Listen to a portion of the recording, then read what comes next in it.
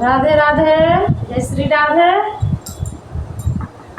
तो दोस्ते, आज हम आप सबके बीच में बहुत सुंदर प्यारा सा लोकगीत लेके आइल बानी और लोकगीत जरूर सुनब जा।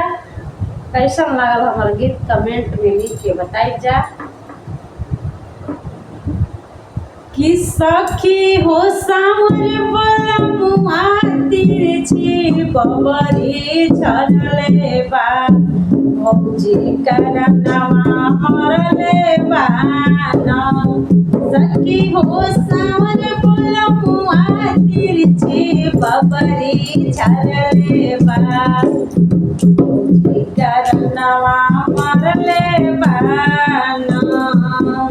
जब पूछिल कौनो कारण त कहिला के तारू भाषण। जब कौनो पूछिल कारण त कहिला के तारू भाषण। सखी हो कहेली सासू गे हमारा संगवा कइले बा, भौजी करनवा मरले बाना। सखी हो कहेली सासू गे हमारा संगवा कइले बा, भौजी करनवा मरले बाना। सखी हो सामर बलमुआ तिरछी बबरी झरले बा, भौजी करनवा मरले बाना।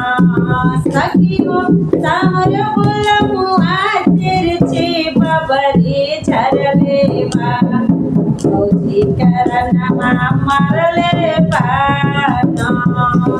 देवरो करेला फूटानी दिन भर मांगेला हमसे पानी।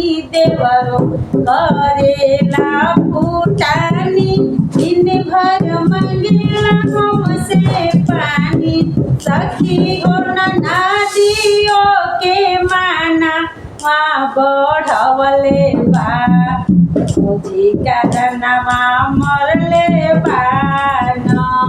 सखी हो नदियो के मनवा बढ़वले बा, भौजी करनवा मरले बाना।